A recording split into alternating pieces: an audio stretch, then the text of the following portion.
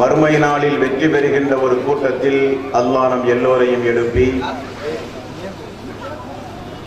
சொர்க்கத்தில் நபிமார்களோடு நம்மையும் நம்முடைய சந்ததிகளையும்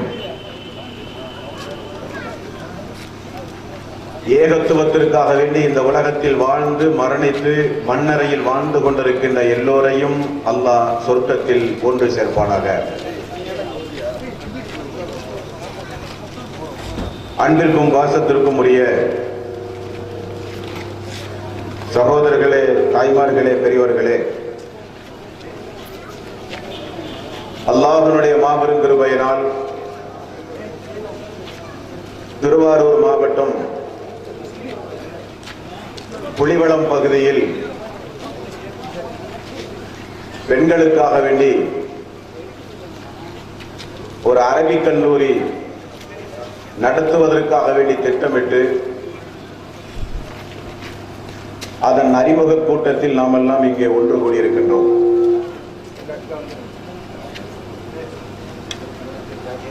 சகோதரிகளே, தாய்மார்களே, பெரியோர்களே, நாமெல்லாம் இஸ்லாத்தை மார்க்கமாக ஏற்றுக்கொண்டு இறந்த பிறகுள்ள வாழ்வில் வெற்றி பெற வேண்டும் என்பதற்காக வேண்டி முஸ்லிம்களாக, மூமீன்களாக இந்த உலகத்தில் வாழ்ந்து கொண்டிருக்கின்ற மக்கள் வேறு வேறு மதத்தினர்களைப் போல் அல்ல. நாமெல்லாம் நமக்கு நிறைய கடமைகளும் பொறுப்புகளும் நமக்கு உண்டு என்பதை உணர்ந்து இந்த பூமியில் வாழ கடமைப்பட்டவர்கள்.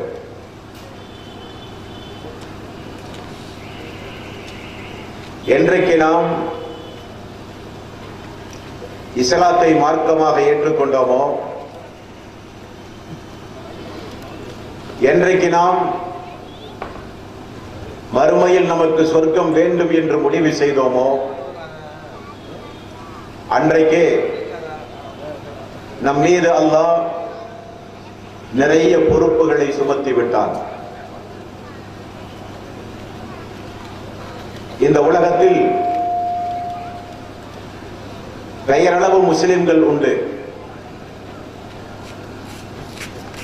அவருடைய வாழ்வில் இஸ்லாம் சம்பந்தமான எந்த ஒரு வழிகாட்டுதலும் இருக்காது.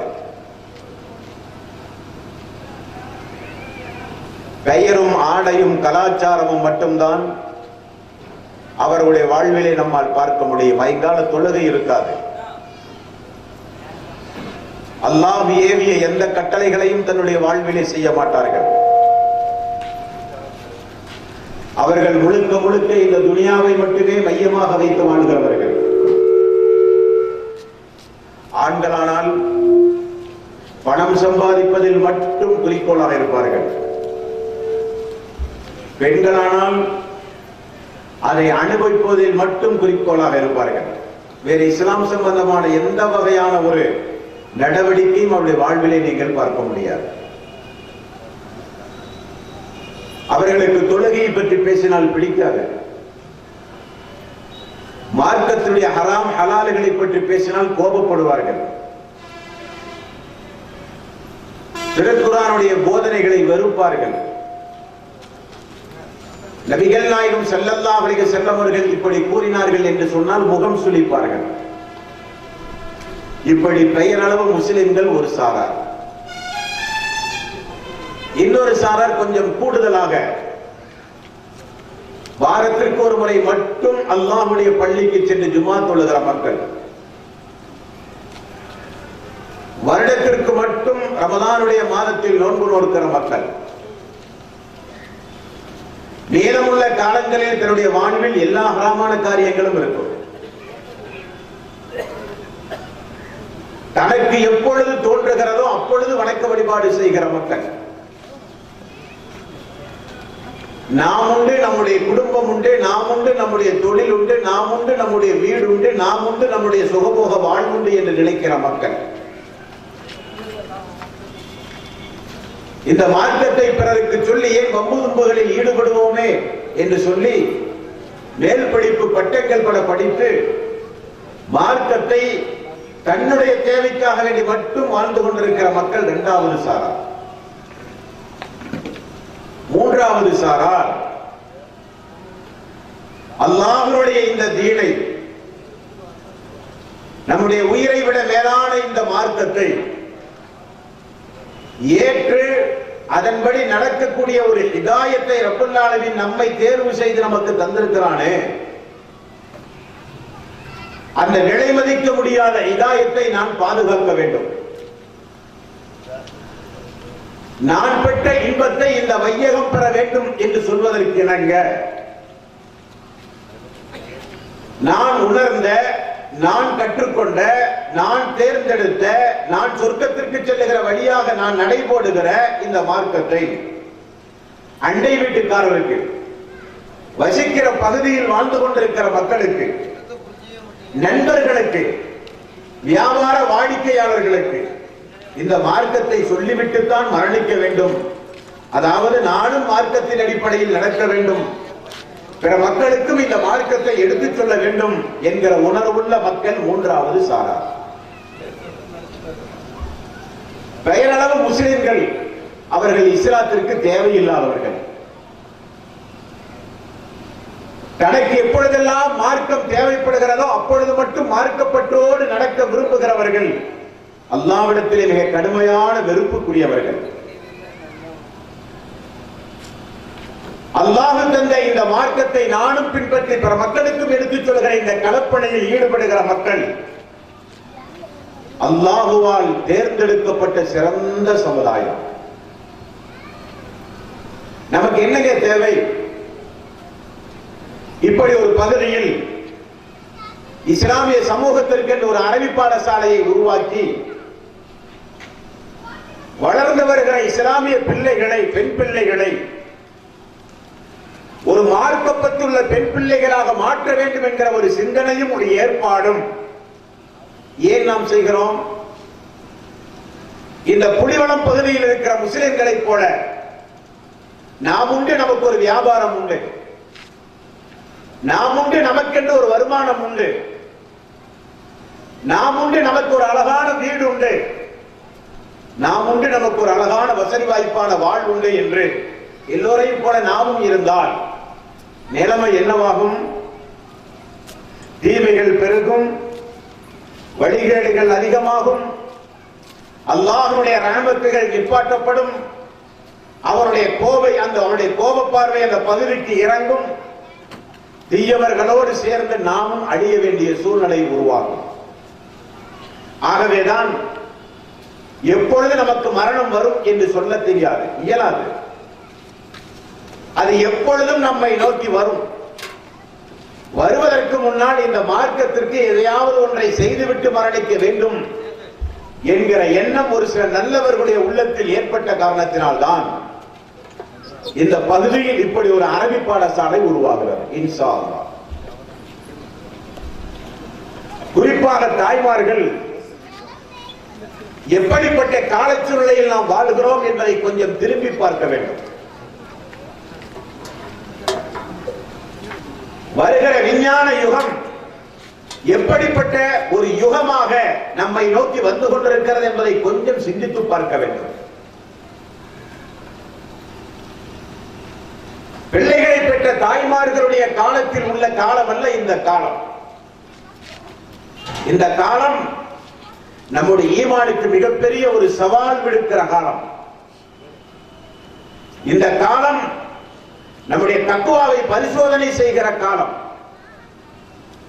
இந்த காலம் நம்முடைய பெண் பிள்ளைகளுக்கு மிகப்பெரிய ஒரு ஜிஹாத்தாக, நல்லொழுக்கம் உள்ள ஒரு பெண்ணாக வளர்ந்து திருமண வயதை அடைந்து ஒரு முறையான ஒரு திருமண வாழ்வை அமைத்துக் கொடுக்கிற வரை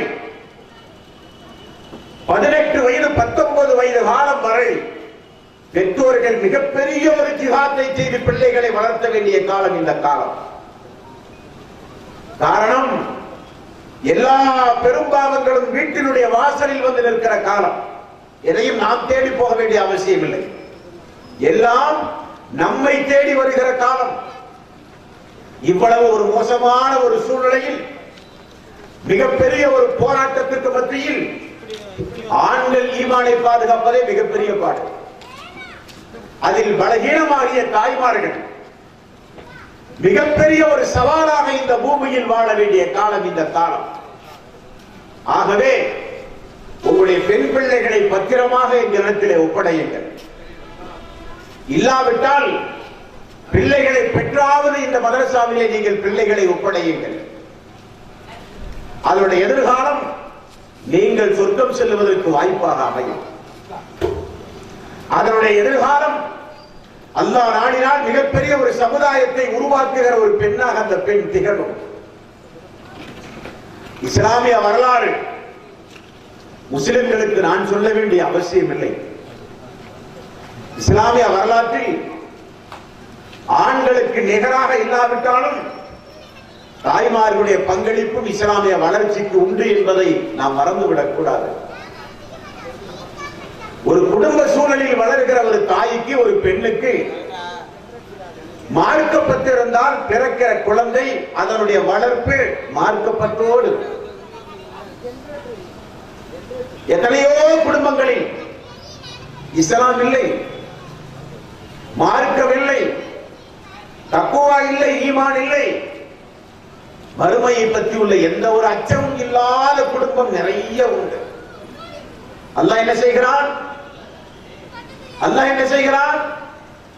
தன்னுடைய உரையை, தன்னுடைய உபதேசத்தை யாரெல்லாம் புறக்கணித்து இந்த பூமியில் வாழ்கிறார்களோ அவர்களுக்கெல்லாம் ஒரு நெருக்கடியான வாழ்வை நான் கொடுப்பேன் என்று அல்லாஹ் சொல்லிவிட்டான். அல்லாஹ் சொல்லி முடித்து விட்டான். அந்த நெருக்கடியான வாழ்வுதான் இன்றைக்கு இஸ்லாமிய சமூகத்திற்கு நிகழ்ந்து கொண்டிருக்கின்றது. ஆகவே ஒரு உன்னதமான ஒரு சமுதாயத்தை உருவாக்க வேண்டியது முதியவர்களாகிய, மூத்தவர்களாகிய நம்முடைய கடமை. வருகிற தலைமுறை நம்மை நம்பி வாழ்ந்து கொண்டிருக்கிறார்கள். நம்முடைய தந்தை, நம்முடைய தாய், நாம் வாழ்கிற நம்முடைய இஸ்லாமிய சமூகம் நமக்கு ஒரு நல்ல வழியை காண்பிப்பார்கள். நமக்கு ஒரு நல்ல வழியை காண்பிப்பார்கள். நம்முடைய ஈமானுக்கு ஒரு பாதுகாப்பாக, நமக்கு ஒரு தக்குவாவுக்கு ஒரு பாதுகாப்பாக, நமக்கு ஒரு நேரான மார்க்கத்தினுடைய முன்னோர்கள் காண்பிப்பார்கள் என்கிற மிகப்பெரிய ஒரு எதிர்பார்ப்போடு நம்முடைய பிள்ளைகள் இன்றைக்கு வளர்ந்து வருகிறார்கள். அவர்களுக்கு துரோகம் செய்தால் அது அல்லாஹ்வுக்கே பொறுக்காது. வாழ்ந்து கொண்டிருக்கிற இந்த சமூகம் அழிவது மட்டுமல்ல, வளரப்போகிற அந்த சமூகத்தையும் சேர்த்தளித்தால் அது அல்லாஹ்வுக்கு பொறுக்குமா? அது இந்த பூமிக்கு பொறுக்குமா? இஸ்லாத்திற்கு செய்கிற துரோகம், வருகிற தலைமுறைக்கு செய்கிற துரோகம், அல்லாஹ்வுடைய கோபப்பார்வை, மரணித்தால் மறுமையில் நரகம். அதிலிருந்து நம்மையும் நம்முடைய சமூகத்தையும் காப்பாற்றுவதற்கு தான் நம்முடைய பிள்ளைகளுக்கு தரமான கல்வி கொடுக்க வேண்டும் என்பதற்காக வேண்டும். கிறிஸ்துவ பள்ளிகளை ஏறி இறங்குகிற தாய்மார்கள் எத்தனை பேர்? எனது மகன் வளர்ந்து வரும் பொழுதே ஆங்கிலம் பேச வேண்டும், எனது மகள் வளர்ந்து வரும் பொழுதே ஹிந்தி பேச வேண்டும், எனது மகள் வளர்ந்து வரும் பொழுதே சமுதாயத்தில் உயரந்தஸ்து பெற்றவராக வளர்ந்து வர வேண்டும். நினைப்பில் தவறில்லை. அதே நேரத்தில் அந்த வளர்ச்சியோடு சேர்த்து மார்க்கத்தையும் கொடுத்தால், அந்த வளர்ச்சியோடு சேர்த்து இஸ்லாத்தையும் கொடுத்தால் அதனுடைய வளர்ச்சி மிக சந்தோஷகரமான வளர்ச்சியாக இருக்கும். இல்லாவிட்டாலோ அந்த பிள்ளைக்கு நாம் தான் பொறுப்பு. அல்லாஹ்வுடைய நீதிமன்றத்தில் எல்லோரும் பொறுப்பாளிகள் தான் இந்த துனியாவில். பிள்ளைக்கு பெற்றோர்கள் பொறுப்பாளி. பிள்ளைகள் வளர்ந்து வந்தால் பிள்ளைகள் பெற்றோர்களுக்கு பொறுப்பாளி. கணவன் மனைவிக்கு, மனைவி கணவனுக்கு என்று எல்லோரும் இந்த பூமியில் பொறுப்பாளிகள். அல்லாஹ் தஆலா யாருக்கும் கொடுக்காத, விலை மதிக்க முடியாத பொக்கிஷமாகிய பிள்ளை செல்வத்தை அல்லாஹ் நமக்கு தந்திருக்கிறான். அந்த செல்வங்களை எப்படி வளர்த்தி ஆளாக்க வேண்டும் என்பதை முடிவு செய்யக்கூடியவர்கள் பெற்றோர்கள். அடுத்த ஒரு முக்கியமான விஷயத்தை நீங்கள் கவனிக்க வேண்டும். நாமெல்லாம் முஸ்லிம்கள். முஸ்லிம்கள் என்றாலே அது வெறும் நம்பிக்கை சார்ந்தது மட்டுமல்ல. ஒரு சில செயல்பாடுகளை இந்த பூமியில் செய்து வாழும் பொழுதுதான் நீங்களும் நானும் முஸ்லீமாக வாழ முடியும், முஸ்லீமாக மரணிக்க முடியும். இந்த புலிவள பகுதியில் வாழ்கிற மக்கள் நம்மை முஸ்லிம் என்று சொல்லி நம்மை புகழ்வதின் மூலம் நாம் முஸ்லீமாகிவிட முடியாது. அல்லாஹ்வுடைய பார்வையில் முஸ்லீமாக இருக்க வேண்டும். அல்லாஹ்வுடைய ரசூலுடைய பார்வையில் நாம் எல்லாம் முஸ்லீமாக இருக்க வேண்டும். அல்லாஹ்வுடைய பார்வையிலும் தூதருடைய பார்வையிலும் நான் முஸ்லீமாக வாழ்ந்து முஸ்லீமாக மரணிக்க வேண்டுமானால் அல்லாஹ் எதை செய்ய சொல்கிறானோ அதை நான் செய்ய வேண்டும். அதை அல்லாஹ் எதை செய்யக்கூடாது என்று சொல்லுகிறானோ அதை செய்யாமல் நான் வாழ வேண்டும். செய்யக்கூடாததை செய்தாலும் செய்ய வேண்டியதை செய்யாமல் விட்டாலும் நான் முஸ்லீமாக இந்த பூமியில் வாழ முடியாது. பெயர் மட்டும் முஸ்லிமுக்கு அளவுகோல் இல்லைங்க. ஆடைகளும் வெளித்தோற்றங்களும் மட்டும் இஸ்லாத்திற்கு போதுமானதாக இல்லைங்க. நான் ஒரு முஸ்லிம் என்றால் என்னுடைய வாழ்வில் கொஞ்சம் செயல்பாடுகள் இருக்க வேண்டும். என்ன செயல்பாடுகள்? நான் கூறிய செயல்பாடுகள், அல்லாஹ்வுடைய ரசூல் கூறிய செயல்பாடுகள், வணக்க வழிபாடுகள், ஹராம் ஹலாலிகளை பேணி வாழ்கிற வாழ்க்கை நெறிமுறைகள் அடங்கிய செயல்பாடுகள் என்னுடைய வாழ்விலே இருந்தாக வேண்டும். அல்லாஹ் தஆலா இந்த உடல் உறுப்புகளை படைத்ததை போலவே அல்லாஹ் எத்தனையோ கோடான கோடி உயிர் ஜீவராசிகளை அல்லாஹ் படைத்திருக்கிறான். வானத்தில் பறந்து செல்கிற பறவை இனங்களை பாருங்கள். அல்லாஹ்வுக்கு கட்டுப்பட்டு இன்றைக்கு வானத்திலே பறக்கிறது. எந்த ஒரு உயிர் ஜீவராசியை எடுத்துக்கொண்டாலும் சரி, அனைத்தும் அல்லாஹ் எதற்காக வேண்டி படைத்தாலும் அந்த படைத்த நோக்கத்தை நிறைவேற்றித்தான் இந்த பூமியில் வாழ்கிறது. அல்லாஹ் தஆலா நம்மையும் படைத்தான். படைத்துவிட்டு சொன்னான், வலக்கத் கர்ரம்னா பனி ஆதம். ஆதமுடைய மக்களை ஒரு மேன்மைக்குரிய படைப்பாக நான் படைத்தேன் என்று அல்லாஹ் ரப்பல் ஆலமீன் சொல்கிறார். சிறந்த படைப்பாம் நாம் எல்லாம். இந்த கண் எதற்காக வேண்டி படைக்கப்பட்டது? அதற்கு ஒரு அர்த்தம் உண்டு. இந்த கையும் காலும் எதற்காக வேண்டி படைக்கப்பட்டது? அதற்கு ஒரு நோக்கம் உண்டு. இந்த உடம்பும் உடல் உறுப்புகளும் எதற்காக வேண்டி படைக்கப்பட்டது? காரண காரியங்கள் உண்டு. ஆனால் படைக்கப்பட்ட நோக்கத்திற்கு நேர் மாறாக இந்த உடல் உறுப்புகளை நான் பயன்படுத்துகிறேன் என்றால் அது படைத்த நோக்கத்தை சிதைத்த குற்றத்திற்கு நீங்களும் நானும் ஆளாகும். ஆக முஸ்லிம் என்றால் ஒரு சில செயல்பாடுகளை இந்த பூமியில் செய்து வாழ வேண்டும். தாய்மார்களே, பெரியோர்களே, அந்த அடிப்படையில் இந்த புலிவட பகுதியில் மரலியா என்கிற பெண்கள் அரபிக் கல்லூரி அல்லாஹ்வுடைய மாபெரும் கிருபையினால் ஒரு சில நல்லவர்களுக்காக வேண்டி நல்லுள்ளம் படைத்தவர்களின் மூலம் இன்றைக்கு ஏற்பாடு செய்யப்பட்டிருக்கின்றது. துவக்க தேதியை அறிந்து கொண்டு குடும்பத்திலே இருக்கிற பெண் பிள்ளைகளை சேர்த்து குறைந்தபட்சம் நாம் இந்த தமிழகத்தை திருத்த முடியாவிட்டாலும், குறைந்தபட்சம் நாம் இந்த மாவட்டத்தை திருத்த முடியாவிட்டாலும், குறைந்தபட்சம் வாழ்கிற தெருக்களையாவது வாழ்கிற பகுதிகளையாவது நல்ல நல்ல மக்களை உருவாக்கி, நல்ல நல்ல சிந்தனைகளை கொண்ட மக்களை உருவாக்கி, ஹராம் ஹலாலை பேணி நடக்கக்கூடிய மக்களை உருவாக்கி ஒரு சிறந்த சமுதாயம் உருவாக ஒரு சிறிய துவக்கம் தான் இந்த அரபி பாடசாலை. ஆகவே பிள்ளைகளை பெற்ற தாய்மார்கள் தங்களுடைய பிள்ளைகளை அல்லாஹ்வுக்காக வேண்டி கொஞ்சம் வளர்க்க முன்வர வேண்டும். ஒரு செய்தியை சொல்லவா?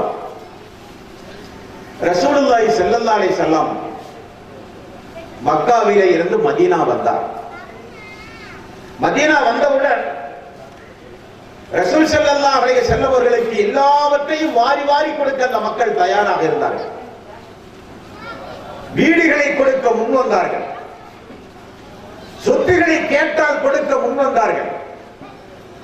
எல்லா வசதி வாய்ப்புகளையும் அல்லாஹ்வுடைய ரசூலுக்கு செய்ய அந்த மக்கள் அன்றைக்கு தயாராக இருந்தார்கள். எல்லோரும் எந்த நேரத்திலும் எதையும் கொடுக்க தயாராக இருந்த அந்த காலத்தில் தான் ரசூல் ஸல்லல்லாஹு அலைஹி வஸல்லம் வீட்டினுடைய கதவை முதலில் ஒரு பெண்மணி தட்டிய சரித்திரம் புகாரி, முஸ்லிம் போன்ற கிரந்தங்களிலே நீங்கள் பார்க்கலாம். தனது மகனை கைப்பிடித்துக் கொண்டு மதீனாவினுடைய தெரு வீதியில் உம்மு சுலைம் ரலியல்லாஹு அன்ஹா அவர்கள் அப்படியே நடந்து சென்றார்கள். மதீனாவுக்கு வந்த ரசூல் ஸல்லல்லாஹு அலைஹி வஸல்லம் அவர்களுக்கு ஒரு அன்பளிப்பு செய்ய, அதைத்தான் கவனிக்கணும். நாம் நம்முடைய வாழ்வில் காசு பணத்தை அன்பளிப்பு செய்கிறோம், நமக்கு இருக்கிற சொத்துக்களை அன்பளிப்பு செய்கிறோம், இருக்கிற உணவை இல்லாதவர்களுக்கு கொடுக்கிறோம், நண்பர்களுக்கு கொடுக்கிறோம், உறவினர்களுக்கு கொடுக்கிறோம், வேண்டுமானால் ஆடைகளை, வீடுகளை, வாகனங்களை கொடுப்போம். ஆனால் இந்த அம்மாவை பாருங்கள், நேராக நடந்து ரசூல் ஸல்லல்லாஹு அலைஹி வஸல்லம் வீட்டினுடைய முற்றத்திற்கு சென்று யா ரசூலல்லாஹ் அஸ்ஸலாமு அலைக்கும், அழகுபட அல்லாஹ்வுடைய ரசூலுக்கு முகமன் கூறிய பிறகு உம்மு சுலைம் ரலியல்லாஹு அன்ஹா அவர்கள் என்ன சொன்னார்கள் தெரியுமா? யா ரசூலல்லாஹ், இவன் எனது மகன் அனஸ், எனது முந்தைய கணவர் மாலிக்கு பிறந்த அனஸ். நீங்கள் மதீனா வந்து விட்டீர்கள் யா ரசூலல்லாஹ், ஆகவே எனது மகன் அனஸை உங்களுக்கு நான் ஒப்படைக்கிறேன். எனது மகன் அனஸ் உங்களுடைய வீட்டிலே வாழ வேண்டும். எதற்காக?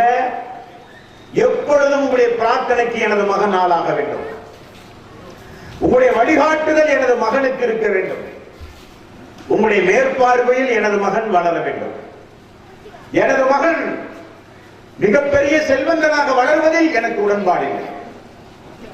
எனது மகன் மிகப்பெரிய ஒரு புரட்சியாளராக வளர்வதில் எனக்கு உடன்பாடில்லை. எனது மகன் அல்லாஹுவை பயந்து நடக்கிற மனிதனாக, எனது மகன் என்னுடைய மரணத்திற்கு பிறகு நான் சொர்க்கம் செல்வதற்கு காரணமாகிற மனிதனாக, எனது மகன் ஈமானில் முழுமையடைந்த மனிதனாக, எனது மகன் அல்லாஹுவை எப்பொழுதும் வணங்கி வழிபடுகிற மகனாக, எனது மகன் வணங்கி வளர்ந்து வளர வேண்டும் யா ரசூலல்லாஹ், ஆகவே வீட்டிலே வைத்துக் கொள்ளுங்கள் என்று சொல்லி முதலில் மதீனத்து பெண்களில் தன்னுடைய பிள்ளையை அல்லாஹ்வுடைய ரசூலுக்கு அன்பளிப்பாக செய்த சரித்திரம் இஸ்லாமிய வரலாற்றிலே நம்மால் பார்க்க முடிகிறது. ஆகவேதான் ஆரம்பத்திலே நான் சொன்னேன், பெண் பிள்ளைகளை பெற்றாவது அல்லது இருக்கிற பெண் பிள்ளைகளையாவது இந்த அரபி பாடசாலைகளை நீங்கள் ஒப்படைத்தால் அல்லாஹ் நாடினால் ஒரு சிறந்த ஒரு பெண்ணாக அந்த பெண்ணை நிச்சயம் நம்மால் வளர்க்க முடியும். இஸ்லாமிய வரலாற்றில் எத்தனையோ சம்பவங்கள் உண்டு. அல்லாஹு தஆலா நம் மீது சுமத்திய கடமைகளை உணர்ந்து, அல்லாஹு தஆலா நம் மீது சுமத்திய பொறுப்புகளை உணர்ந்து நிச்சயம் இந்த பூமியில் இஸ்லாத்திற்காக வேண்டி கொஞ்சம் நீங்களும் நானும் வாழ வேண்டும். குறிப்பாக தாய்மார்கள், பெண்கள் என்றால் தொலைக்காட்சியானாலும் சரி, பத்திரிகையானாலும் சரி, எந்த துறையானாலும் சரி, ஒட்டுமொத்த மீடியாக்களும் பெண் இனத்தையே இன்றைக்கு கேவலமாக சித்தரிக்கிற காலம். பெண்கள் என்றால் ஆண்களின் இச்சையை தீர்க்கிற ஒரு போதைப் பொருளாக, பெண்கள் என்றால் அதை ஒரு ஆபாச பொருளாக, பெண்கள் என்றால் ஆண்களுக்கு அடிமையாக வாழ வேண்டும் என்கிற ஒரு சிந்தனையை இந்த பூமியில் உருவாக்கி பெண் இனத்தையே இன்றைக்கு அழித்து ஒழித்துக் கொண்டிருக்கிற காலம் இந்த காலம். அறிந்தும் அறியாமலும் பெண் இனமும் அதற்கு பலிகேடாகி கொண்டிருக்கிற காலம். ஆபாசங்களையும் அநியாயங்களையும் பட்டியல் போட்டு பேச எனக்கு இங்கே நேரம் இல்லை. அதை உணர்ந்தவர்கள் தான் நீங்கள். தினசரி பத்திரிகை எடுத்துக்கொண்டால் பெண்கள் ஆண்கள் செய்கிற அநியாயம், தினசரி பத்திரிகை எடுத்துக்கொண்டால் பெரும்பாவங்கள் பூமிகளிலே நிகழ்கிற அநியாயங்கள் எல்லாம் தொலைக்காட்சியிலும் பத்திரிகையிலும் கையடக்க தொலைபேசிகளிலும் நாம் எல்லாம் தினசரி பார்த்தும் படித்தும் வாழ்ந்து கொண்டிருக்கின்றோம். இதனுடைய அறிகுறிகள் என்ன? ரசூல் ஸல்லல்லாஹு அலைஹி வஸல்லம் தெளிவாகவே சொல்லிவிட்டார்கள். விபச்சாரம் பெருகும், அது கியாம நாளின் அறிகுறி.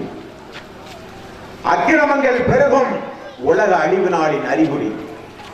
விபச்சாரங்கள் வீட்டினுடைய கதவை வந்து தட்டும், அது உலக அழிவு நாளின் அறிகுறி. விபச்சாரிகள் வீதிகளிலே வந்து நின்று கொண்டு விபச்சாரத்திற்கு அழைப்பார்கள், உலக அழிவு நாளின் அறிகுறி. எல்லாம் நம்முடைய கண்முன்னே இன்றைக்கு பார்த்துக் கொண்டிருக்கின்றோம். நாம் நல்லவர்களாக இருந்தாலும் நம் மீது சுமத்தப்படுகிற குற்றங்களாக இன்றைக்கு பெரும்பாவம் வந்து விழுகிற அவல நிலை. ஈமானை பாதுகாத்து முஸ்லீமாக மரணிப்பதே மிகப்பெரிய ஜிஹாத் என்கிற நிலையில் இன்றைக்கு நாம் வாழ்ந்து கொண்டிருக்கின்றோம். நாம் இந்த புலிவள பகுதியில் இருப்பவர்களைப் போல எல்லா அநியாயங்களையும் செய்து, எல்லா அக்கிரமங்களையும் செய்து, எல்லா பாவமான காரியங்களை நீங்களும் நானும் செய்தால் ஒரு நாள் கூட இந்த புலிவளம் பகுதி தாங்காதே, சமுதாயமே அழிந்து போய்விடுமே. ஆகவே அல்லாஹ்வுக்கு விருப்பமான ஒரு சமுதாயத்தை அல்லாஹ் ரப்பல் ஆலமீன் திருக்குர்ஆனில் சொல்லுகிறான் தெரியுமா? இன்றைக்கு 650 கோடிக்கும் அதிகமான மக்கள் இந்த பூமியில் வாழ்கிறதாக சொல்கிறார்கள். அதில் தேர்ந்தெடுக்கப்பட்ட சமுதாயம், அல்லாஹ்வுக்கு பிடித்த சமுதாயம், அல்லாஹ் அளவுக்கு அதிகமான கவனம் செலுத்துகிற சமுதாயம், அல்லாஹ் பாதுகாக்கிற சமுதாயம்.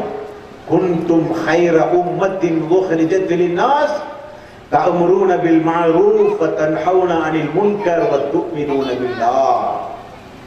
படைக்கப்பட்ட சமுதாயத்தில் நீங்கள் தான் சிறந்த படைப்பு என்று அல்லாஹ் சொல்கிறான். அந்த சிறப்பு அவர்களுக்கு எப்படி கிடைத்ததாக சொல்கிறான்?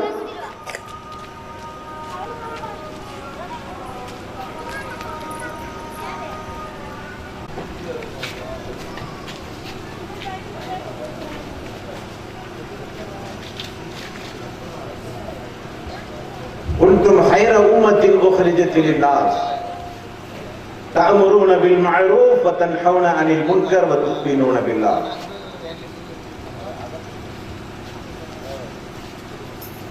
நான் படைத்த மனித சமூகத்தில் நீங்கள் தான் சிறந்த சமுதாயம் என்று அல்லாஹ் சொல்கிறான்.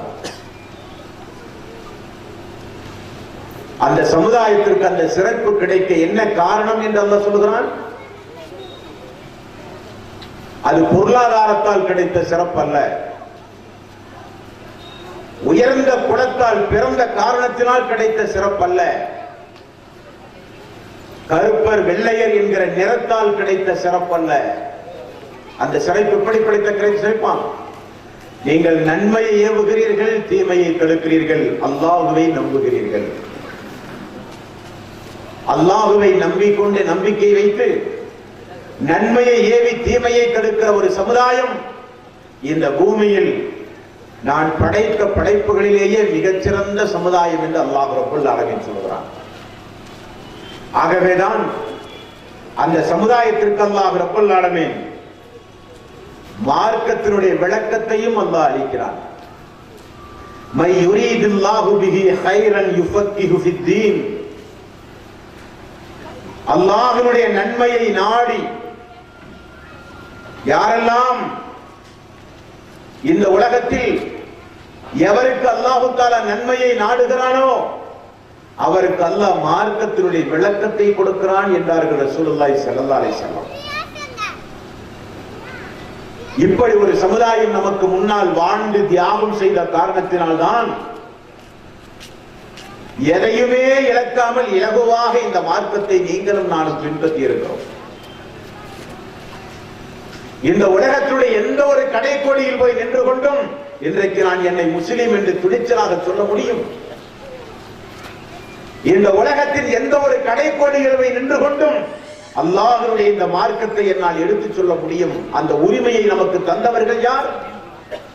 சஹாபாக்கள், சஹாபாக்களுடைய குடும்பத்தார்கள், ஆண்களும் பெண்களும் ஒட்டுமொத்தமாக செய்த தியாகம். அந்த தியாகத்துடைய வெளிப்பாடுதான் இன்றைக்கு நாமெல்லாம் இலகுவாக இந்த மார்க்கத்தை பின்பற்றுகிறோம். அன்றைக்கெல்லாம் மார்க்கத்திற்கு விலை கொடுத்து மார்க்கத்தை ஏற்றுக்கொண்டார்கள். மார்க்கத்தை ஏற்றுக்கொள்ள வேண்டுமானால் குடும்பத்தை இழக்க வேண்டிய வரும்.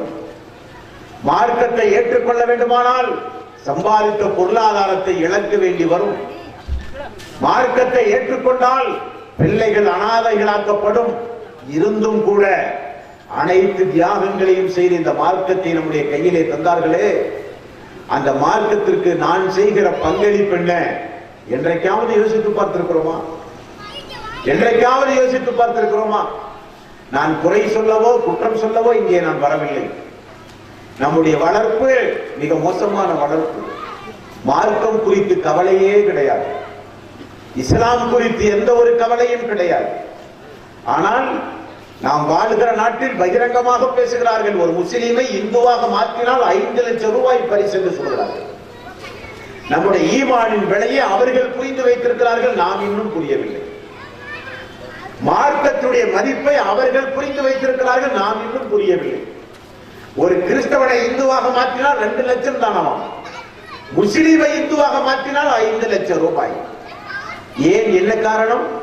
அவர்களுக்கு தேவை இஸ்லாமியர்கள், அவர்களுக்கு தேவை சீக்கியர்களோ கிறிஸ்தவர்களோ புத்தர்களோ நாத்திகர்களோ அல்ல. அவர்களுக்கு தேவை இஸ்லாமிய பெண்கள், இஸ்லாமிய ஆண்கள், இஸ்லாமியர்கள்.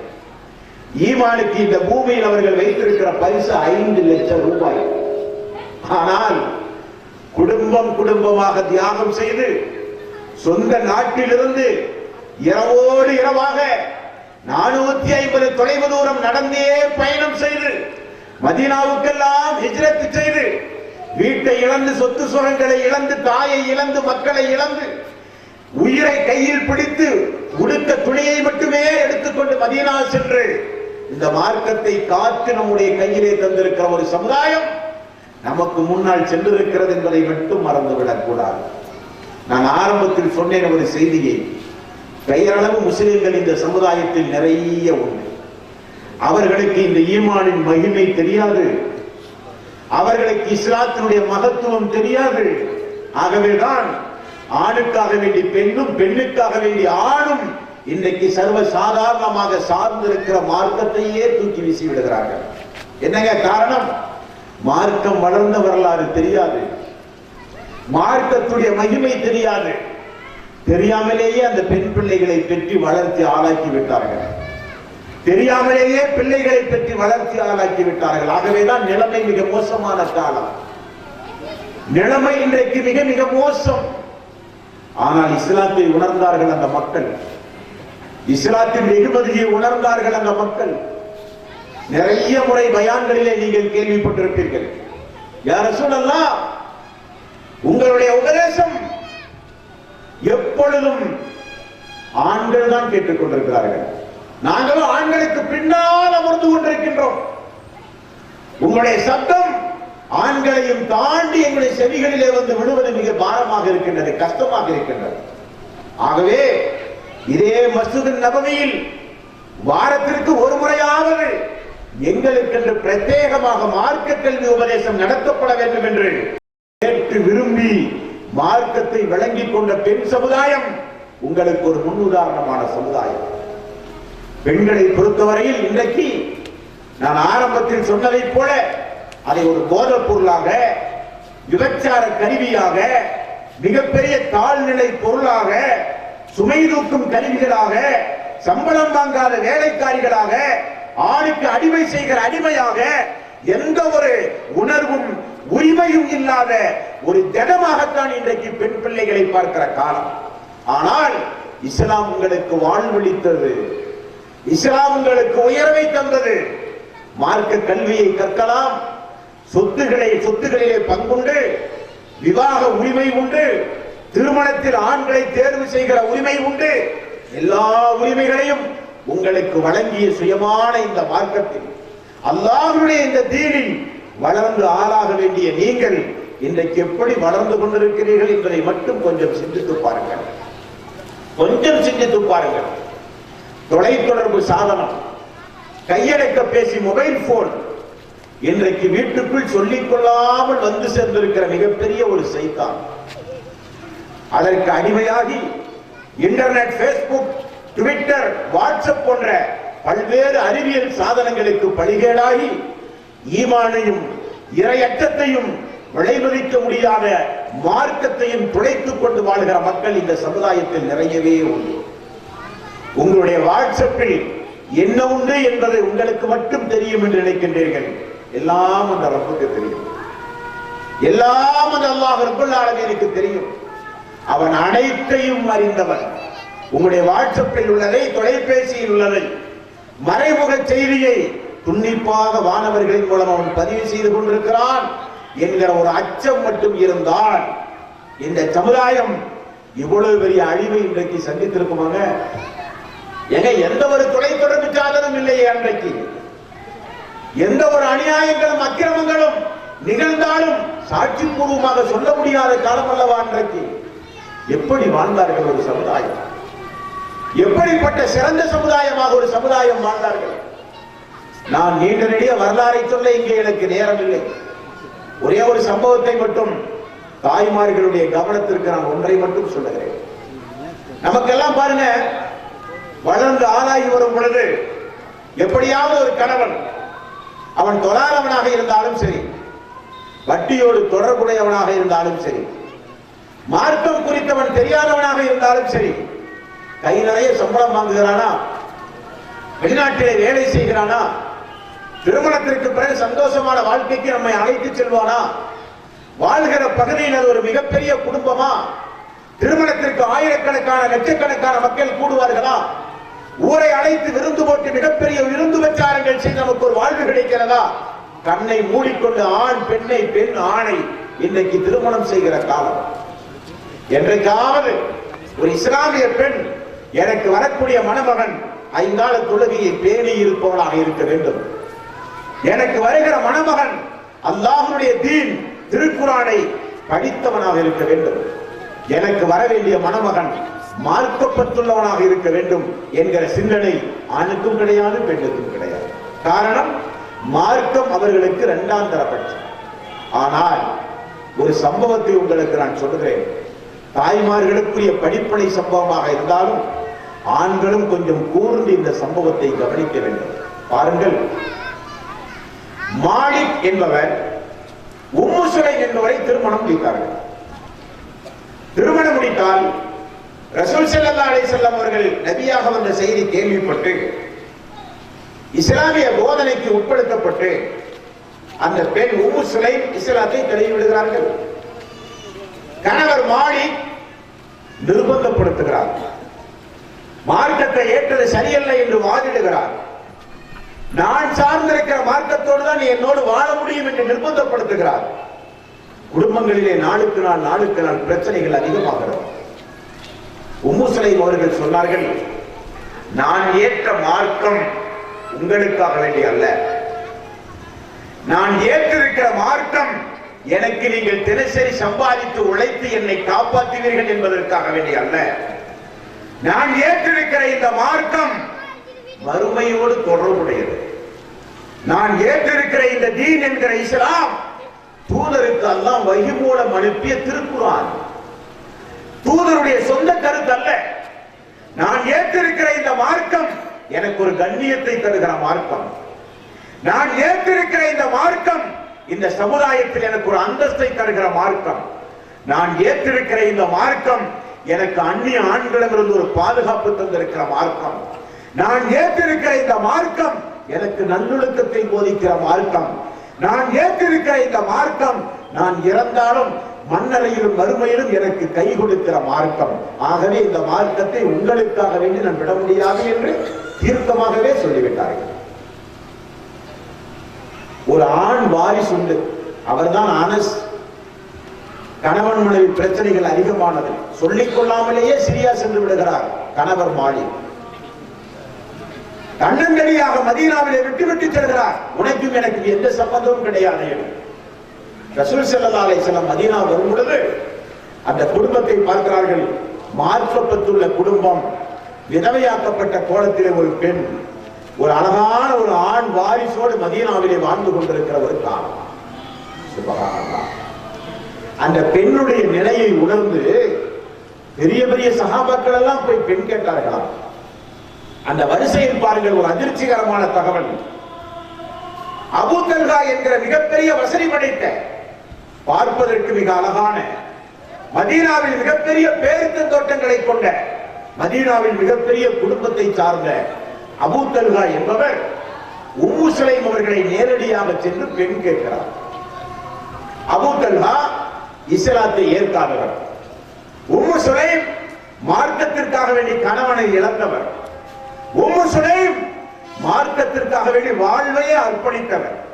உம்மு சுலைம் அனாதையாக எந்த ஒரு வருமானமும் இல்லாமல் நம்மை நம்முடைய ரப் யாருக்காக, எவனுக்காக, எந்த வாழ்வுக்காக எந்த வாழ்வை தேர்ந்தெடுத்தோமோ அவன் வானத்தில் பறந்து செல்கிற பறவைக்கு உணவு கொடுப்பதை போல, பூமியில் ஊர்ந்து செல்கிற உயிரினங்களுக்கு உணவு கொடுப்பதை போல அந்த ரப் என்னையும் எனது மகனையும் காப்பாற்றுவான் என்று சொல்லி வாழ்ந்து கொண்டிருக்கிற அந்த பெண்ணுக்கு கிடைக்கிற வாய்ப்பு என்னங்க?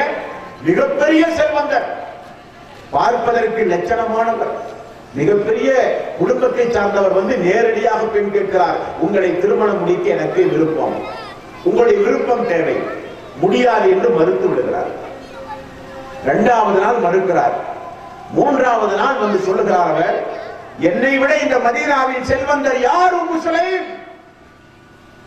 என்னை விட மதீனாவில் உயர் குலத்தை சார்ந்தவர் யார்? நான் வந்து பெண் கேட்டு என்னை நீங்கள் மறுக்கும் அளவுக்கு என்னை விட மிகப்பெரிய செல்வந்தர் உங்களை யார் திருமணம் முடிக்க முடியும் என்று தன்னுடைய அந்தஸ்தை, தன்னுடைய புகழை, தன்னுடைய பொருளாதார அந்த மேன்மையை எடுத்து சொல்கிறார். அம்மா அவர்கள் ஒரே வார்த்தை தான் சொன்னார்கள், அபூ தல்ஹா, உங்களுடைய செல்வம், குடும்பம், அழகு ஒன்றும் எனக்கு தேவையில்லை.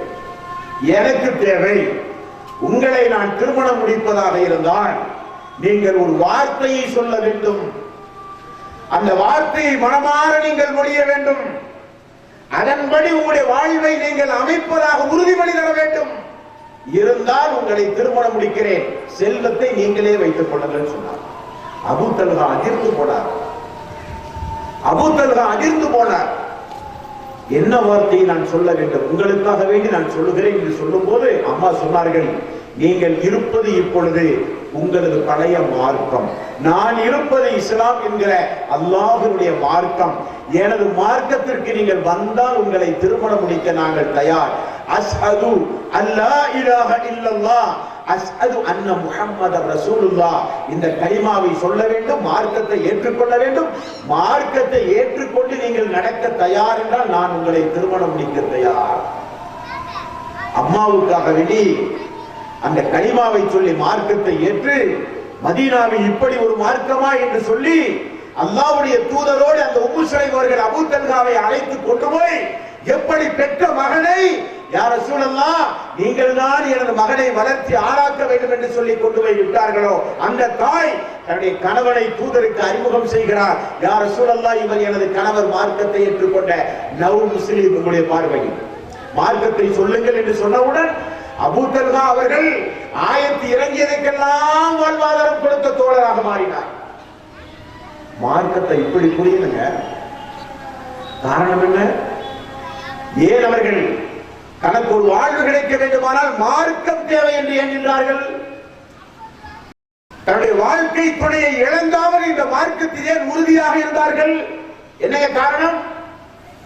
மார்க்கம் அவ்வளவு சீக்கிரம் எல்லோருக்கும் கிடைக்காது.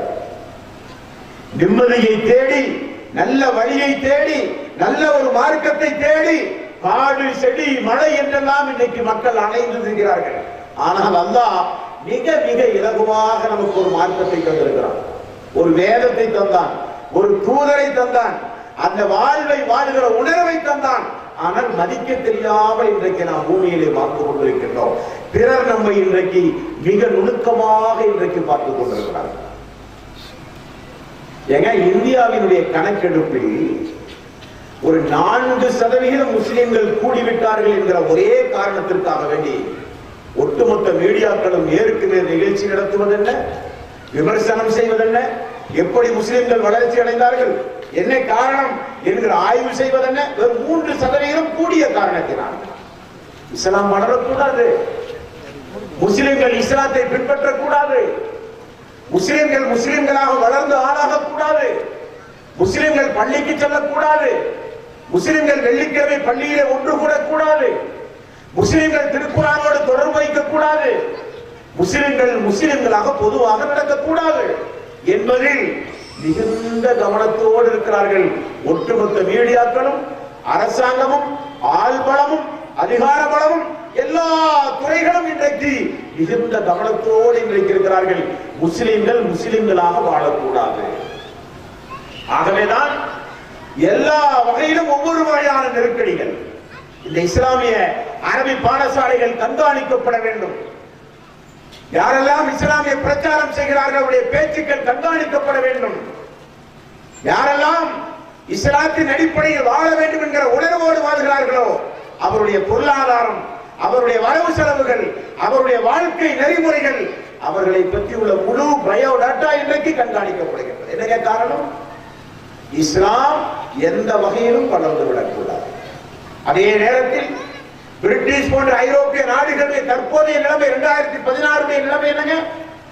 தற்போதைய கணக்கெடுப்பின்படி கிறிஸ்துவம் 2ஆம் தர மார்க்கமாகவும் இஸ்லாம் முதல் கட்ட மார்க்கமாகவும் இன்றைக்கு உலகிற்கும் இன்றைக்கு வளர்ந்து வருகிற காலம். அதில் எந்த ஒரு பங்களிப்பும் நம்முடைய பங்களிப்பு கிடையாது. புலிவளப் பகுதியில் வாழ்ந்து கொண்டிருக்கிற நம்முடைய எந்த ஒரு பங்களிப்பும் கிடையாது அந்த இஸ்லாமிய வளர்ச்சி. அல்லாஹ் அந்த மார்க்கத்தை வளர்த்தி கொண்டே இருக்கிறான். அழிப்பதற்கோ இமயமலை அளவுக்கு முயற்சி செய்கிறார்கள்.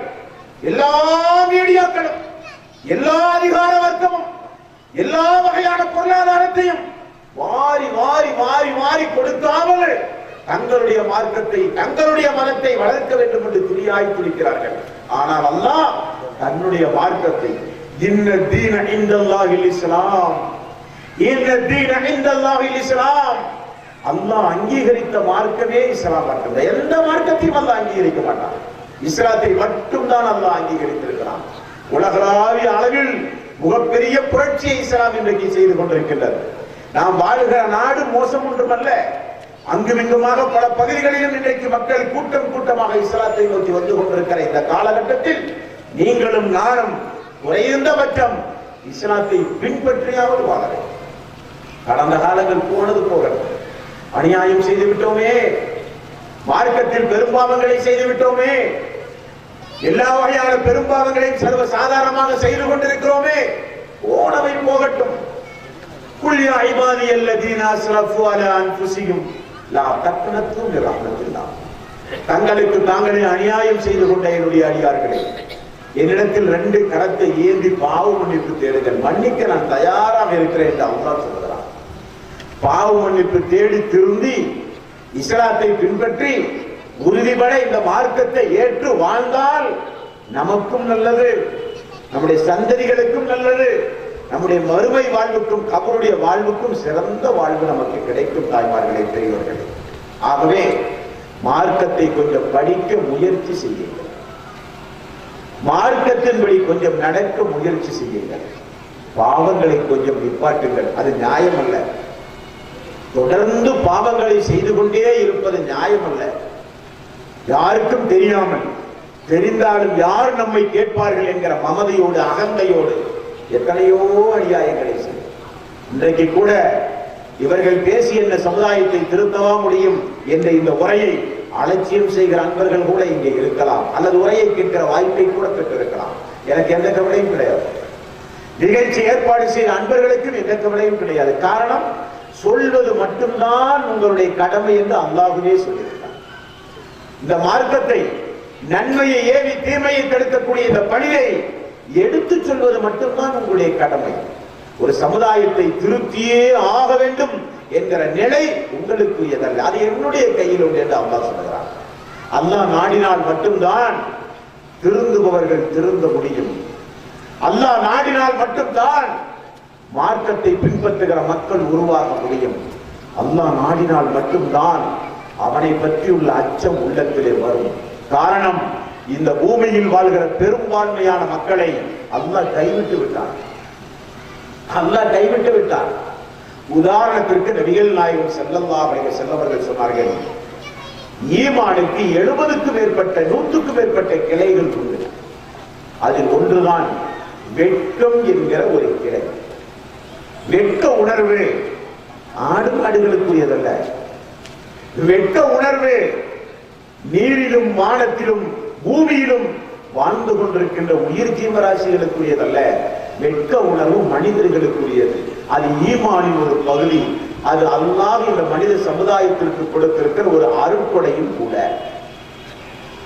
அந்த வெட்க உணர்வு இன்றைக்கு நாளுக்கு நாள் தொலைக்காட்சிகளை பார்ப்பதன் மூலம், நாடகங்களை பார்ப்பதன் மூலம், சினிமா காட்சிகளை பார்ப்பதன் மூலம், ஆபாசங்களுக்கு நெருக்கமான காட்சிகளை பார்ப்பதன் மூலம், விபச்சாரத்தை தூண்டக்கூடிய காட்சிகளை பார்ப்பதன் மூலம், பத்திரிகைகளை படிப்பதன் மூலம் நம்முடைய வெட்க உணர்வு மெல்ல மெல்ல நம்மிடமிருந்து விடைபெற்றுக் கொண்டே இருக்கின்றது.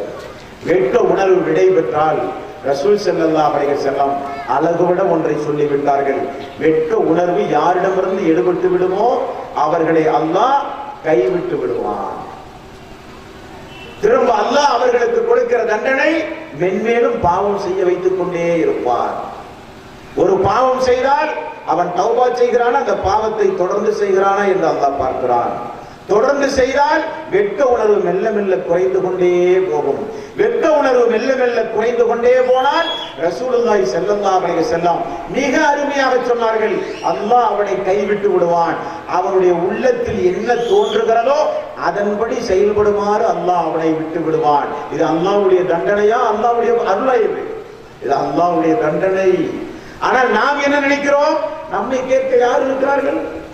நம்முடைய வீடு, நம்முடைய கணவன் சம்பாதித்த சொத்து, கணவனோ இருப்பது வெளிநாடு, வீட்டிலோ இருப்பது அருமையான டிவி, அழகான இன்டர்நெட் கனெக்ஷன், யார் நம்மை கேட்பார்கள்? அண்டை வீட்டுக்காரனா, உறவினரா? எல்லோரும் சேர்ந்து வந்து வேண்டுமானால் பார்ப்பார்களே தவிர யார் நம்மை தடுப்பார்கள் என்கிற எண்ணம் நமக்கு தோன்றலாம். ஆனால் அந்த குடும்பம், அந்த ஒரு பெண், அந்த ஒரு ஆண் அல்லாஹ்வால் கைவிடப்பட்டவன். அல்லாஹ்வுடைய தண்டனைக்கு அவன் நாளுக்கு நாள் ஆளாகி கொண்டிருக்கிறான் என்கிற யதார்த்த பொருளை கூட விளங்காமல் இன்றைக்கு பூமியில் வாழ்ந்து கொண்டிருக்கிறோமே. நாம ஒரு சமுதாயத்தை திருத்த போகிறோம், நாம நம்முடைய பிள்ளைகளை திருத்த போகிறோம், நாம பிள்ளைகளுக்கு நல்ல வழியை காட்ட போகிறோம், நாம சிறந்த சமுதாயத்திற்கு முன்மாதிரியாக வாழப் போகிறோம். எத்தனையோ குடும்பங்களில் பிள்ளைகள் வளர்ந்து வளர்ந்து வளர்ந்து வந்து எத்தனையோ குடும்பங்களில் பெற்றோருடைய பேச்சை பிள்ளைகள் கேட்காமலேயே வாழ்கிற நிலைக்கு இன்றைக்கு மாறிவிட்டது. என்ன காரணம்? பிள்ளைகள் எதிர்த்து கேட்கிறார்கள், நீ என்ன ஒழுக்கமான்னு கேட்கிறார்கள். பெற்ற தாயை பார்த்து, பெற்ற தந்தையை பார்த்து, தாயும் தந்தையும் பிள்ளையை திருத்த முடியாமல் தவிர்க்கிற காலம் இந்த காலம். காரணம், வளர்க்க வேண்டிய நேரத்தில் வளர்க்க தவறிவிட்டார்கள். புத்தி சொல்லி நேரான வழியை காட்ட வேண்டிய அந்த பிஞ்சு உள்ளத்திற்கு தவறான வழியை இன்றைக்கு காட்டிவிட்டார்கள். மகாராஷ்டிரா மாநிலத்தில் சென்ற வாரம் வெளிவந்த செய்தியை நண்பர் என்னோடு பகிர்ந்து கொண்டார். 5 வயது பள்ளியில் படிக்கக்கூடிய ஆண் மகன், 5 வயது, 5ஆம் வகுப்பு படித்தால் எத்தனை வயது? 10 வயது. 10 வயது படிக்கிற ஆண் மகன் இன்றைக்கு சுய இன்பம் அனுபவிக்கக்கூடிய செய்தியை பத்திரிகைகளை இன்றைக்கு படிக்கிறோம் என்று சொன்னால் அந்த பிஞ்சு உள்ளம் எந்த அளவுக்கு மோசமாகி விட்டது பார்த்தீர்களா? அந்த பிஞ்சு உள்ளத்தில் எவ்வளவு பெரிய நஞ்சு கலக்கப்பட்டிருக்கிறது பார்த்தீர்களா? பள்ளிக்கு அந்த தாய் தந்தையுடைய கையை பிடித்து செல்லும் போது அந்த குழந்தையினுடைய உள்ளம் மிக மிக வெண்மையாக இருக்குதுங்க. அந்த உள்ளத்தில் கசடுகள் கிடையாது, அந்த உள்ளத்தில் பாலியல் பலாத்காரம் செய்ய வேண்டும் என்கிற எண்ணம் கிடையாது. அந்த தாயினுடைய கையை பிடித்துக் கொண்டு அந்த பிள்ளை பள்ளிக்கு சென்ற அந்த காலத்தில் அந்த உள்ளம் பரிசுத்த தன்மையான உள்ளமாக இருந்தது. பள்ளிக்கு சென்று வீடு திரும்பும் போது அந்த உள்ளம் நிறைய கசடுகள் நிறைந்து அநியாயங்களும் பாவங்களும் நிறைந்த உள்ளமாக அந்த உள்ளங்கள் இன்றைக்கு மாற்றப்பட்டு 5 வயது பிள்ளை, 5 வயது ஆண்மகன் இன்றைக்கு ஒரு தவறான சிந்தனைக்கு இன்றைக்கு தூண்டப்படுகிற அளவுக்கு சூழ்நிலைகள் எவ்வளவு மோசம் என்று பார்த்தீர்களா? இவ்வளவு பெரிய ஒரு மோசமான ஒரு காலகட்டத்தில் ஈமானை பாதுகாப்பதே மிகப்பெரிய ஒரு போர் என்கிற ஒரு அளவுக்கு வாழ வேண்டிய இந்த காலத்தில் பொடும்போக்காக வாழ்கிறோமே, பொடும்போக்காக பெண் பிள்ளைகளை வளர்க்கிறோமே, பொடும்போக்காக பெற்றோர்களாக நாம் பிள்ளைகளுக்கு முன்னால் வாழ்கிறோமே. நாம ஒரு சமுதாயத்தை திருத்த போகிறோம்? முடியாதுங்க, முடியாது. கொசவன் கையில் கிடைக்கும் மண்பானையை போல பிள்ளைகள் நம்முடைய கையிலே இருக்கிறார்கள். என்ன கொடுக்கிறோமோ அதன்படிதான் பிள்ளைகள் வளரும். வளர்ந்து வரும்பொழுதே நம்மை கண்காணித்துக் கொண்டே பிள்ளைகள் வளர்கிறார்கள். நம்முடைய தொழுகை, நம்முடைய ஈமான், நம்முடைய பரிசுத்த தன்மை, நம்முடைய பேச்சு, நம்முடைய நடவடிக்கை, அதைத்தாங்க குழந்தைகளுக்கு மிகப்பெரிய செல்வமாக கொடுத்து வளர்ச்சி ஆளாக்கணும். அதைத்தான் மிகப்பெரிய செல்வமாக கொடுத்து பிள்ளைகளை வளர்ச்சி ஆளாக்கணும். ஆனா நாமெல்லாம் வெஸ்டர்ன் கல்ச்சர். பிள்ளைகளோ பணிப்பெண்ணுடைய வளர்ப்பில் ஆளாகிறார். பிள்ளைகள் வளர்வது பணிப்பெண்ணுடைய வளர்ப்பு. அருமையான ஒரு செய்தியை சொல்லலாம். சென்ற வாரம் ஒரு கல்லூரியினுடைய திறப்பு விழா நிகழ்ச்சிக்கு சென்றேன். ஆசிரியர் உரை நிகழ்த்தும் போது ஒரு கருத்து சொன்னார். அருமையான கருத்து. பச்சை மரத்து ஆணியை போல உள்ளத்திலே படித்தது. 2 நண்பர்களும் பேசிக் கொண்டார்களாம். எல்லாரும் மல்டி மில்லியனர். ஒருவர் சொல்லுகிறார், தினசரி எனது மகளுக்கு ஒதுக்க வேண்டிய நேரம் என்று எனக்கு ஒன்று உண்டு. அந்த நேரத்தை யாருக்காக வேண்டி, எதற்காக வேண்டி நான் விட்டுக் கொடுக்க முடியாது. எனது மகளுடைய கண்காணிப்பு தான் எனக்கு முக்கியம் என்று வளர்த்தி வளர்த்தி வளர்த்தி எனது மகளை இன்றைக்கு நல்ல நிலையிலே வளர்த்தி இருக்கிறேன் ஒரு பெற்றோர் சொல்கிறார். இன்னொரு பெற்றோர் சொல்கிறார், அதற்கெல்லாம் எனக்கு நேரம் இல்லை. வீட்டிலே இருக்கிற பெண், பணிப்பெண் எனது பிள்ளையை வளர்த்தி கொண்டிருக்கிறார், எனக்கு அதெல்லாம் நேரம் இல்லைன்னு சொல்றார். இவர் திரும்ப கேட்டாராம், உனது மகன் வளர்ந்து ஆளாகும் போது வீட்டிலே வேலை செய்கிற பணிப்பெண்ணை போல வளர வேண்டுமா அல்லது உன்னை போல வளர வேண்டுமான்னு கேட்டாராம். அப்பொழுதுதான் அவருக்கு புரிந்தது, மிகப்பெரிய துரோகம் நம் பிள்ளைக்கு நாம் செய்து விட்டோமே என்று சொல்லி. அதுதான் இன்றைக்கு எல்லா குடும்பங்களிலும் ஒரு யதார்த்தம். அந்த யதார்த்தத்தை நாம் திருப்பி இந்த சமுதாயத்தை மிகச்சிறந்த ஒரு சமுதாயமாக உருவாக்கத்தான் இந்த மரலியா என்கிற பெண்கள் அரபி கல்லூரி இன்றைக்கு இந்த புலிவளம் பகுதியில் இன்றைக்கு உருவாக்கப்பட்டிருக்கிறது. தாய்மார்கள் பத்திரமாக அதை பயன்படுத்த வேண்டும். இன்றைக்கு பயன்படுத்துவதன் மூலம் ஒரு 10 வருட காலம் பொறுத்து உங்க குடும்பமே மிகப்பெரிய குடும்பமாக மாறும், முன்மாதிரிக்குள்ள குடும்பமாக மாறும். மதீனாவினுடைய, மக்காவினுடைய, குறிப்பாக சவுதி அரேபியாவில் வளர்ந்து வருகிற பிள்ளைகள் உங்களுக்கு ஒரு முன்மாதிரிங்க. உலகத்துல எதுவுமே பார்க்க முடியாது. யூடியூப்ல போய் சிறுவர்களுடைய கிராட் என்று சொல்லி நீங்கள் அடித்து பார்த்தால் பச்சிலம் குழந்தைகள் மாஷா அல்லாஹ் ஓதுகிற அந்த குர்ஆனுடைய வசனங்களை ஓதுகிற காட்சியை பார்த்தால் நம்மை அறியாமல் கண்களெல்லாம் கலங்கிவிடும். அந்த வளர்ச்சி எவ்வளவு அழகான வளர்ச்சியா இருக்கும். அல்லாஹ் வல்லவா வளர்த்துவான் அந்த குழந்தையை. அவனுடைய வேதம் தாங்கிய உள்ளம் உள்ள ஒரு மனிதனை அல்லாஹ் விடுவானா? தன்னுடைய வேதம் அல்லவா அந்த குழந்தையினுடைய உள்ளத்திலே இருக்கிறது என்பதை புரிந்து அல்லாஹ் வல்லவா வளர்த்துவான் அந்த குழந்தையை. சவுதி அரேபியாவுடைய தற்காலிகள் நிலைமை, பிஞ்சு பிஞ்சு உள்ளங்கள் எல்லாம் இன்றைக்கு திருக்குர்ஆனை மனனம் செய்கிற காட்சி. நாமெல்லாம் ஆரம்பத்தில் ஏதோ ஒரு வகையில் இந்த தௌஹீத் அடிப்படையில் வந்துட்டோம். வரும்போதே நமக்கு குர்ஆனை சொல்லி தரல, நபிகளாருடைய பொன்மொழிகளை கண்ணில் காமிக்கல. தௌஹீதுக்கு வந்து, ஏகத்துவத்திற்கு வந்து குர்ஆன் சுன்னாவினுடைய வாழ்வை பின்பற்றி சமீபத்தில் தான் தமிழ்ல குர்ஆனையே நாம கண்ணில் பார்த்தோம். நம்முடைய வாழ்வு அப்படி போய்விட்டது. மக்களுடைய எதிர்கால வாழ்வை திட்டமிட்டு அமைத்துக் கொள்ளணும். மக்களுடைய எதிர்கால வாழ்வை திட்டமிட்டு அமைப்பதன் மூலம் மறுமையில் நமக்கு மிகப்பெரிய நற்பேறுகள் கிடைக்கும் என்பதை இறுதியாக நான் சொல்கிறேன். மறுமை நாளில் ஒரு சில பெற்றோர்கள் கொண்டு வரப்படுவார்களாம். கொண்டு வரப்பட்டு அல்லாஹ் தஆலா அவர்களுக்கு அத்துணை கோடி கோடி கோடி கோடி மக்கள் முன்னிலையில் அந்த பெற்றோர்களை அல்லாஹ் அழைத்து அவர்களுக்கு தங்கத்தாலான, வைரத்தாலான கிரீடங்களை அல்லாஹ் ரப்பல் ஆலமீன் கொடுக்கிறான். தலையில் போட்டு அந்த மக்களை கௌரவப்படுத்துகிறான். அந்த பெற்றோர்கள் கேட்பார்களாம், யா அல்லாஹ், நாங்கள் தொழுத தொழுகைக்கா இந்த பரிசு அல்ல, நாங்கள் நோட்ட நோன்புக்கா இந்த பரிசு அல்ல, நாங்கள் இறையச்சத்தோடு வாழ்ந்தோமே அதற்கா இந்த அந்தஸ்து அதுவும் அல்ல, வேறு எதற்கு யா அல்லாஹ்? நீங்கள் நான் கொடுத்த அந்த பிஞ்சு உள்ளம் தாங்கி அந்த குழந்தை செல்வத்தை மார்க்கத்தின் அடிப்படையில் நீங்கள் வளர்ச்சி ஆளாக்கிய காரணத்தினால் உங்களுக்கு கிடைத்த கௌரவம், அந்தஸ்து என்று அல்லாஹ் சொல்லுவான். அப்படிப்பட்ட பெற்றோர்களாக நாம் வாழ வேண்டும். பிள்ளைகளுடைய விஷயத்தில் அதிக கவனம் செலுத்த வேண்டும். குறிப்பாக பெண் பிள்ளைகள், மிக மிக குறிப்பாக பெண் பிள்ளைகள். காரணம், ஒட்டுமொத்த கழுகு பார்வையும் பெண் இனத்தின் மீது திரும்புகிற காலம் இந்த காலம். 3 வயது பச்சிலம் பெண் பிள்ளைகளை எல்லாம் குதறுகிற காலம் இந்த காலம். 5 வயது பெண் பிள்ளைகளை எல்லாம் பாலியல் பலாத்காரத்திற்கு உட்படுத்தி கொலை செய்யப்படுகிற காலம் இந்த காலம். 8 வயது 10 வயது பிள்ளைகளுடைய வயிற்றில் கரு உண்டாக்குகிற காலம் இந்த காலம். மேலை நாடுகளை எடுத்துக்கொண்டால் 12 வயது 13 வயது அடைவதற்குள்ளேயே அந்த பிஞ்சு உள்ளங்கள் தாய்மை அடைகிற காலம் இந்த காலம். ஆகவே குழந்தையினுடைய வளர்ப்பில் அதிக கவனம் செலுத்துங்கள். பிள்ளைகளுடைய வளர்ப்பில் அதிக பங்களிப்பு செலுத்துங்கள். நீங்கள் அல்லாஹ்வுடைய மார்க்கத்தை கொஞ்சம் படியுங்கள், திருக்குர்ஆனோடு தொடர்பு வையுங்கள், அதன்படி பெண் பிள்ளைகளை வளர்த்தி ஆளாக்குங்கள். அதற்குரிய வாய்ப்பை நல்ல முறையில் உங்களுக்கு ஏற்பாடு செய்து தந்திருக்கிறார்கள். அந்த வாய்ப்பை பத்திரமாக பயன்படுத்துங்கள். எல்லாம் வல்ல அல்லாஹ் தஆலா மார்க்கத்தை பின்பற்றி ஹராம் ஹலாலுகளை முஸ்லீமாக வாழ்ந்து முஸ்லீமாக மரணிக்கக்கூடிய ஒரு வாய்ப்பை அல்லாஹ் நம் அனைவர்களுக்கும் தந்து மறுமை நாளில் நம்மையும் நம்முடைய வாரிசுகளையும் நம்முடைய சந்ததிகளையும் சொர்க்கத்தில் அல்லாஹ் தஆலா நபிமார்களோடு ஒன்று சேர்ப்பானாக.